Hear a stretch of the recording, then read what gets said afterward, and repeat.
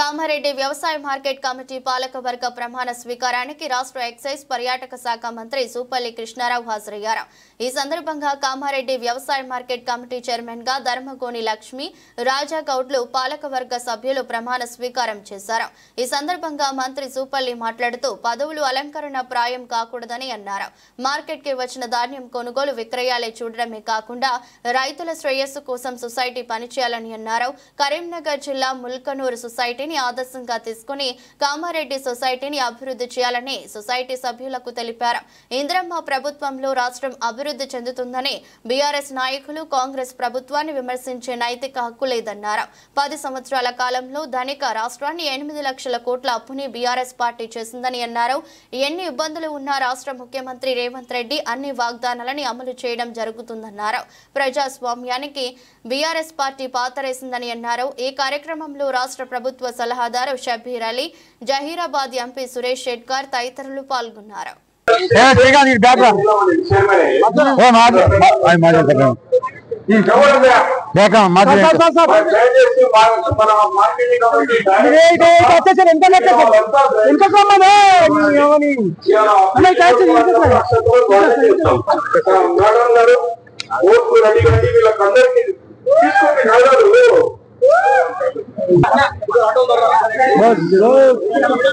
ముందుగా పాలకవర్గ ప్రమాణ స్వీకార కార్యక్రమానికి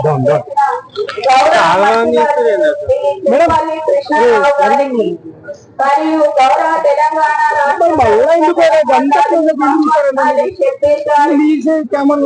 మరియు జహీరాబాద్ ఎంపీ సురేష్ షెట్కర్ గారికి మరియు గౌరవ మున్సిపల్ చైర్పర్సన్ గారికి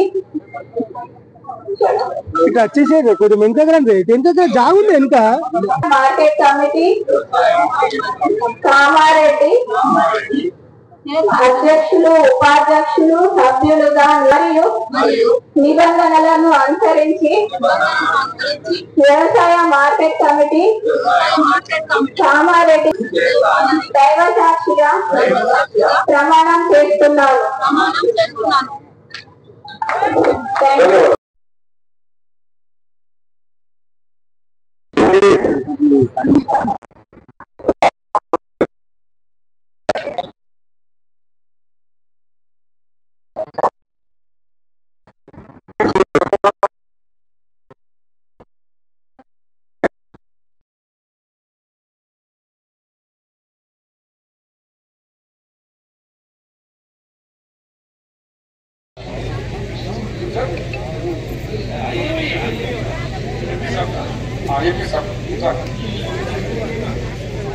ఆవిష్కరించబోతున్న గట్టిగా ఒకసారి చెప్పాలి కూడా చెప్పుకుంటా ఉన్నాను. దయచేసి గట్టిగా మరి ఆశీస్సులు తీసుకుంటూ ఈ కార్యక్రమంలో క్యాలెండర్ ఆవిష్కరణ చేసినటువంటి మరి పదవులు వచ్చినాయి. సంతోషం ఎదరికి శుభాకాంక్షలు తెలియజేస్తా ఉన్నాం. పదవులు అలంకారప్రాయం కాకూడదు.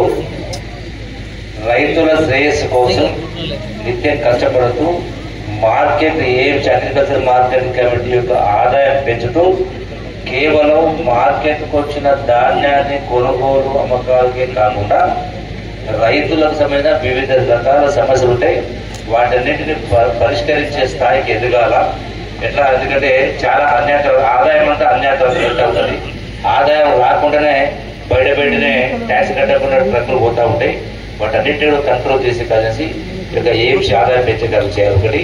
రెండవది, మీకు సూచన, కరీంనగర్ జిల్లాలో ఒక సొసైటీ ఉంది, ముల్కనూరు సొసైటీ. ఆ ముల్కనూరు సొసైటీ ఒకసారి మీరు సందర్శించి ఊళ్ళో గడిపినట్టు పొద్దున్నపోయి సాయంత్రంగా ఎంత గొప్ప గొప్ప కార్యక్రమం చేస్తామో రైతులకు సంబంధించిన అన్ని రకాల సమస్యలను పరిష్కారం చేస్తాము. మీ యొక్క మార్కెట్ కమిటీ కూడా ఆ సొసైటీ చేసే పనులు మీరు కూడా చేయొచ్చు. గొప్ప పేరు వస్తుంది కాబట్టి, రైతుల పేరు చెప్తుంది కాబట్టి అది వాటిని చేయాలని కోరుకుంటూ, అట్లాగే ఈనాడు ఈ యొక్క ప్రభుత్వం ఇందిరమ్మ ప్రభుత్వం, పేదల ప్రభుత్వం, ప్రజా ప్రభుత్వం, గౌరవ ముఖ్యమంత్రి రేవంత్ రెడ్డి గారి నాయకత్వాన కొనసాగుతూ ఉంది.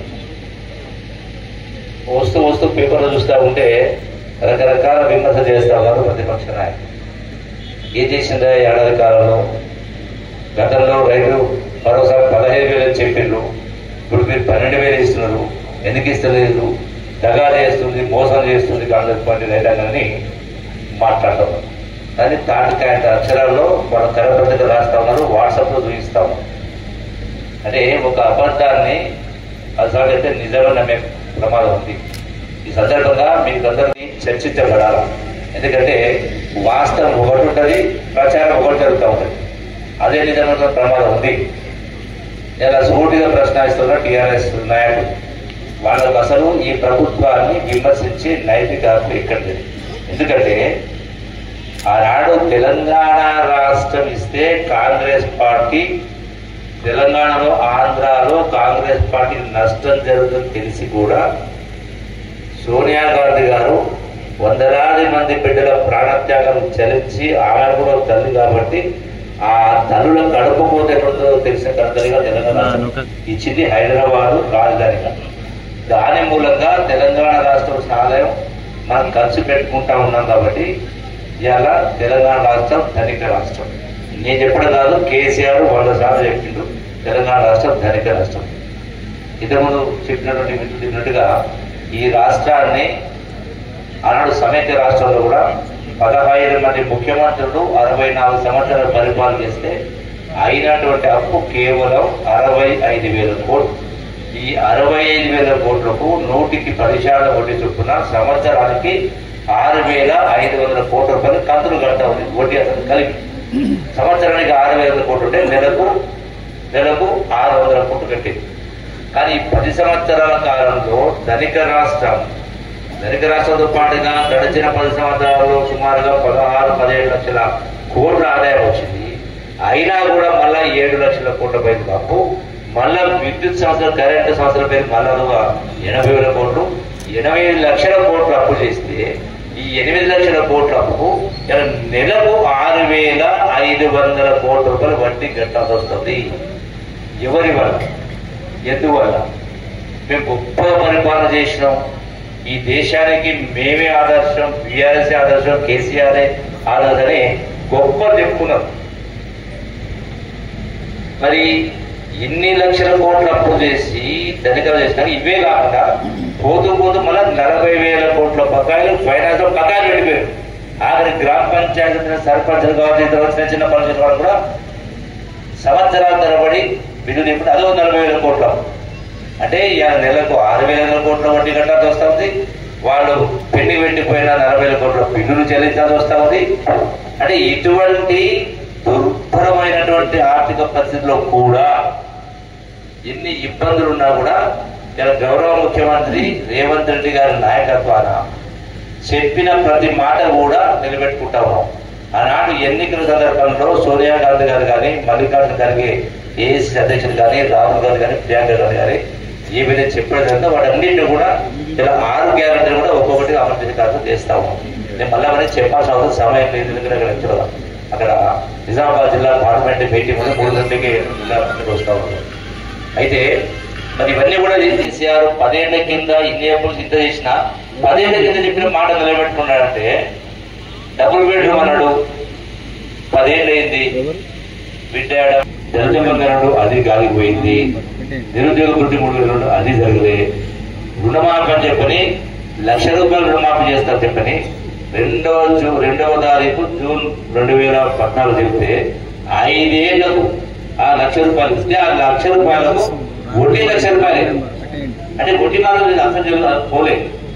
మళ్ళా 2వసారి చెప్పి 1,00,000 రూపాయలు మాఫీ చేస్తా చెప్తే మళ్ళా 5 ఏళ్ళలో కేవలం 1,200 మంది మాత్రమే, అంటే సుమారు 25-30 మందికే ఇచ్చారు. అది కూడా వడ్డీకే జరిపోయి, అది పూర్తి చేయలే. అంటే అందుకనే ఇటువంటి తప్పుడు కార్యక్రమంలో తప్పుడు మాటలు మాట్లాడుతూ ఉంటారు. ఈనాడు అది ఒకటి కాదు, ప్రజాస్వామ్యాన్ని పాత దేశం. ఆనాడు మంత్రులు ఉన్న, మేము మంత్రి ఉన్నా అన్నాడు.